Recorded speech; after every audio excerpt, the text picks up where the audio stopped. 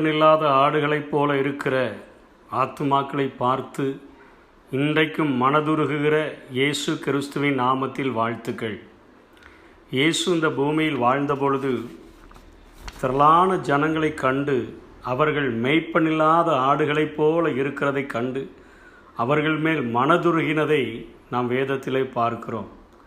வருத்தப்பட்டு பாரம் சுமக்கிறவர்களே, நீங்கள் எல்லாரும் என்னிடத்தில் வாருங்கள், நான் உங்களுக்கு இளைப்பாறுதல் தருவேன் என்று சொல்லி அழைத்த அந்த இயேசு நம்மிடத்தில் எதிர்பார்ப்பதெல்லாம் அறுப்புக்கு மிகுதி, அறுப்புக்கு ஆட்களை அனுப்பும்படி எஜமானை வேண்டிக் கொள்ளுங்கள், ஆட்களோ கொஞ்சம் என்று சொல்லி இன்றைக்கும் அங்கலாய்க்கிற இருதயத்தோடு கூட இயேசு கிறிஸ்து காணப்படக்கூடியவராய் இருக்கிறார்.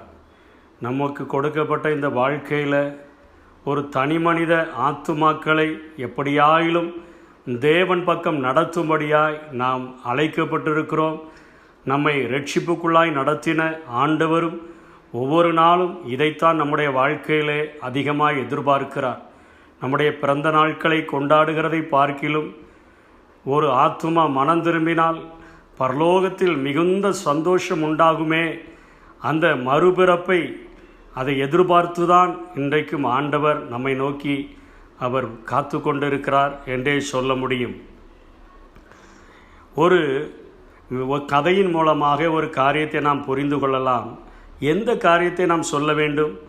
ஆண்டவருடைய அன்பை குறித்து நாம் வெளிப்படுத்தும்படியாய் அழைக்கப்பட்டிருக்கிறோம். யோவான் 3:16 வேதம் இப்படியாய் சொல்லுகிறது, தேவன் தம்முடைய ஒரே பேரான குமாரனை விசுவாசிக்கிறவன் எவனோ அவன் கெட்டு போகாமல் நித்திய ஜீவனை அடையும்படிக்கு அவரை தந்துருளி இவ்வளவாய் உலகத்தில் அன்பு கூர்ந்தார். தன்னுடைய சொந்த குமாரனாகிய இயேசுவை தேவன் அப்படியே உலகத்திற்கு தந்து நாம் எல்லாரும் நித்திய ஜீவனை அடைந்து கொள்ளும்படியாக அவர் விரும்புகிறார் என்கிற அந்த நற்செய்தியை நாம் மற்றவர்களுக்கு சொல்லும்படியாக, வெளிப்படுத்தும்படியாக, நம்முடைய வாழ்க்கையின் மூலமாக நாம் காண்பிக்கும்படியாக நாம் கடமைப்பட்டு இருக்கிறோம். கேவ் கிம் அப் என்று சொல்லி இங்கிலீஷில் எழுதியிருக்கு. அப்படியே தன்னுடைய சொந்த குமாரனை முழுமையாக நமக்காக தந்துவிட்டவர் என்று சொல்லி. இன்றைக்கு அநேகர் கேட்கலாம், ஒருவேளை குறும்பானவர்கள் கூட கேட்கலாம், தேவனே வந்து மனுக்குலத்தின் பாவத்திற்காக அவர் மரித்திருக்கலாமே, அவன் சொந்த குமாரனை அவர் எதற்காக மரிப்பதற்காக அவர் அனுப்பினார் என்று சொல்லி அநேகர் இன்றைக்கு இப்படிப்பட்ட கேள்விகளை கேட்கலாம். ஒரு கதையின் மூலமாக இதை தெளிவாக புரிந்து கொள்ளலாம். ஏனென்று சொன்னால், பிள்ளைகள் வேதனைப்படுகிற காரியங்களை பெற்றோர்கள் பார்க்கும் பொழுது அந்த வேதனைகளை அவர்களால் தாங்கிக் கொள்ள முடியாது. இந்த வியாதியோ வேதனையோ எனக்கு வந்தால் பரவாயில்ல என்று சொல்லி பிள்ளைகளை தன்னை பார்க்கிலும் அதிகமாய் நேசிக்கக்கூடியவர்களாக இருக்கிறார்கள். ஒரு ஊரிலே ஒரு பெரிய பண்ணையார் இருந்தார். அவரிடத்திலே ஒரு மனிதன் ஒரு வேலைக்கு சேர்ந்தான். அவனை பார்க்கும்பொழுது அவனுடைய செயல்கள், அவனுடைய கிரியைகள் எல்லாமே அந்த தோட்டத்திலே மிகவும் ஏழ்மையானவனாக இருந்ததினால் அந்த தோட்டத்திலே அவனுக்கு ஒரு குடிசையும் போட்டு கொடுத்து அந்த பண்ணையார் அவனை பார்த்து கொண்டார். பண்ணையில் தங்கியிருந்த அவன் சாயந்தர நேரங்களில் வேலை முடிந்த பின்பு அவன் அதிகமாக ஜெபிப்பதை, வேதத்தை வாசிப்பதை எல்லாம் இவர் சில நேரங்களிலே பார்த்து கொண்டிருந்தார். பரவாயில்லை, எல்லாரும் அங்கங்கே சுற்ற போய்விடுவார்கள். இவனோ வேலை முடிந்தவுடன் தன்னுடைய அந்த குடிசைக்குள்ளாக போய் அவன் ஜெபம் பண்ணி அவன் வேதம் வாசிக்கிறானே என்று சொல்லி அவருக்கு ஆச்சரியமாக இருந்தது. அவனுடைய கிரியைகள் எல்லாமே மிகவும் உண்மையாக, அவன் எந்த ஒரு ஏமாற்றுகிற காரியத்தையும் செய்யாதவனாக இருந்தபடினாலே அவனுக்கு மிகவும் அவருக்கு பிடித்து விட்டது. அவனை எங்கே சென்றாலும் ஒரு உதவியாளனை போல அழைத்து செல்ல ஆரம்பித்தார். அந்த மனிதனுக்கு ஒரு ஆசை, எப்படியாவது இந்த இயேசு கிறிஸ்துவை பற்றி என்னுடைய எஜமானிடத்தில், என்னுடைய பண்ணையாரிடத்தில், என்னிடத்தில் இவ்வளவா என்னை நேசிக்கிற அவரிடத்தில் நான் சொல்லிவிட வேண்டும் என்று சொல்லி ஆசை உள்ளவனாய், ஆசை மிக்கவனாய் அதிக ஜெபம் பண்ணி ஒரு நாளிலே அவரிடத்திலே பேச ஆரம்பித்தான்.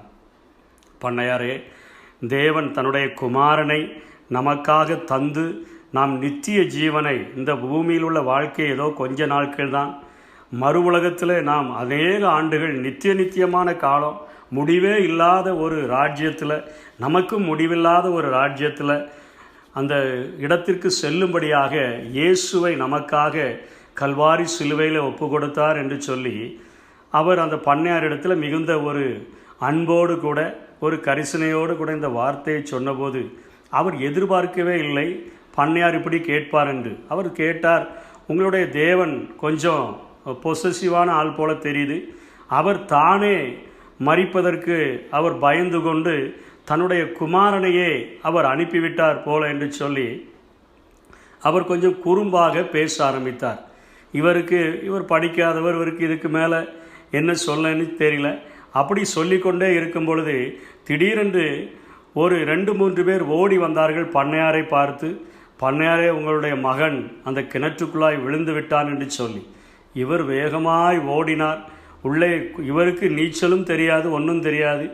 இவர் வேகமாக ஓடி தன்னுடைய மகன் உள்ளே தத்தளிப்பதை பார்த்து இவரும் உள்ளே குதித்து விட்டார்.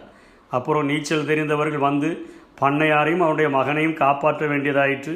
அவரை மேலே கொண்டு வந்து அவரை வைத்திருக்கும் பொழுது அவர் அப்படியே அந்த கூடை நடந்து வந்த உதவியாளனை பார்த்தார். அவனும் இவரை உற்று பார்த்தான். உற்று பார்த்துவிட்டு இப்பொழுது அவனுக்கு விடை கிடைத்து விட்டது.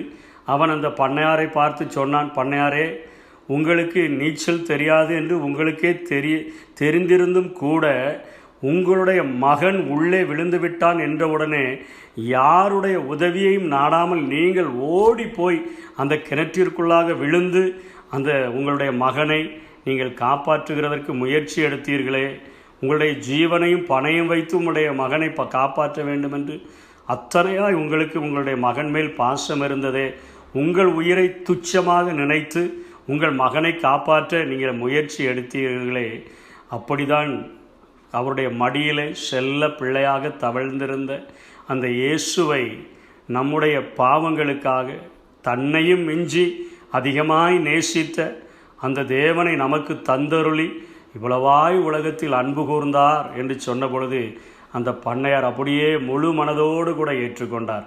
இன்றைக்கும் பார்க்க போனால் இன்றைக்கு தாவீதை போல ஆட்களை ஆண்டவர் தேடுகிறார், பவுலை போல ஆட்களை இன்றைக்கு ஆண்டவர் தேடுகிறார்.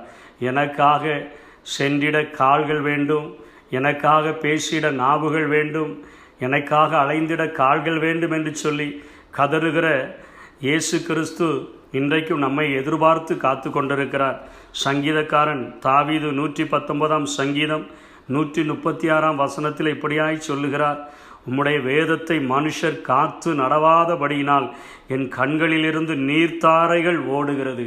அவருடைய இருதயத்தின் பாரமெல்லாம் அவர் ஒரு பெரிய ராஜாவாக இருந்த போதிலும் கூட, அவர் ஒரு பெரிய சக்கரவர்த்தியாய் திகழ்ந்த போதிலும் கூட, அவர் இங்கே ஆண்டவரை பார்த்து சொல்லுகிற ஒரு காரியம், உம்முடைய வேதத்தை மனுஷர் காத்து நடவாததெல்லாம் நான் அப்படியே பார்க்கும் பொழுது என் கண்களை உலாவ விட்டு மனிதர்களுடைய கிரியைகளை நான் நோக்கும் பொழுது என் கண்களிலிருந்து நீர்த்தாரைகள் ஓடுகிறது என்று சொல்லி இன்றைக்கு நம்முடைய கண்களிலிருந்து இப்படிப்பட்ட நீர்த்தாரைகள் ஓடி ஒவ்வொரு தனி மனிதனுடைய ரட்சிப்புக்காக ஆண்டவர் ஏங்க வேண்டும் என்று சொல்லி நினைக்கிறார்.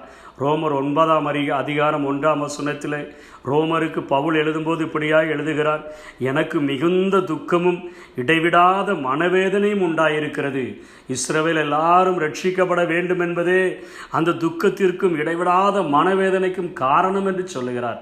இன்றைக்கி நம்முடைய வாழ்க்கையில் நாம் பார்க்கிற, நாம் பழகுகிற நம்முடைய சக மனிதர்கள் அவர்கள் நித்திய ஜீவனுக்கு நேராய் வழிநடத்தப்படுகிறார்களா அல்லது நித்திய ஆக்கினைக்கு நேராய் நடத்தப்படுகிறார்களா?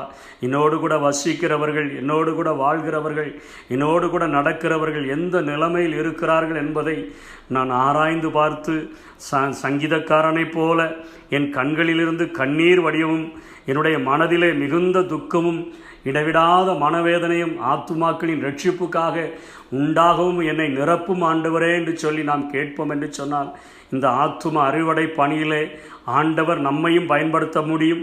அப்படிப்பட்ட கிருபைகளை ஆண்டவர் தாமே நமக்கு தந்தருள்வாராக. ஆமென். மந்தையில் சேராடுகளே எங்கிலும் கோடி கோடி உண்டே, சிந்தையில் ஆன்ம பாரம் கொண்டே தேடுவோம் வாரே திருசபையே. மந்தையில் சேரா